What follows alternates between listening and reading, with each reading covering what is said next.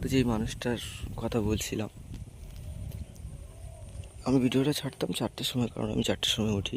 তো আমার মায়ের আর বোনের খুব শরীর খারাপ, বোনটার খুব বাড়াবাড়ি, 1 মাস হচ্ছে হসপিটালে অ্যাডমিট। তো সেই নিয়ে একটু বিজি। তা যে মানুষটার কথা বলছিলাম, সেই মানুষটা 1 মাস হচ্ছে আমার কাছ থেকে চলে যায়। এ আমাকে একটিবার এখনো পর্যন্ত ফোন দেয়নি।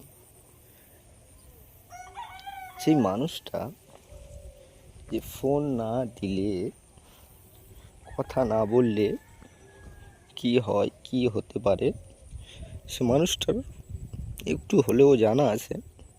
তার সত্ত্বে সে আমাকে ফোন করছে না। আমি খেতে পারছি না, ঘুমাতে পারছি না, থাকতে পারছি না। তো যদি বা আমি কখনো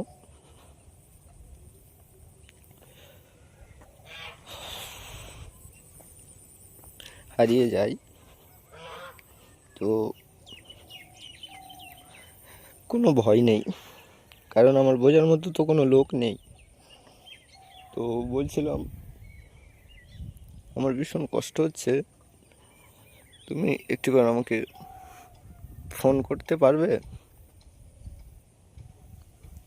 প্লিজ? কারণ এই যে কষ্টটা আমি তোমায় ভিডিওর মাধ্যমে বলে তো বোঝাতে পারবো না। এমনি বলছি, প্লিজ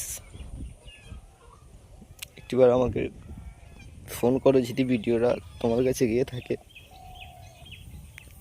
কারণ এই যে সকালবেলা আমি মানে তোমার জন্য থাকতে পারছি না।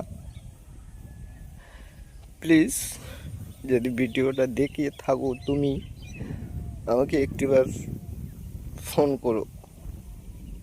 আজ 1 মাস হয়ে যাচ্ছে আমার সাথে কোনো তুমি আমার খোঁজই নিওনি। তুমি যদি আমার সত্যিকারের ভালোবাসতে, তাহলে কখনো আমাকে ছেড়ে যেতে পারতে না, প্রথম কথা।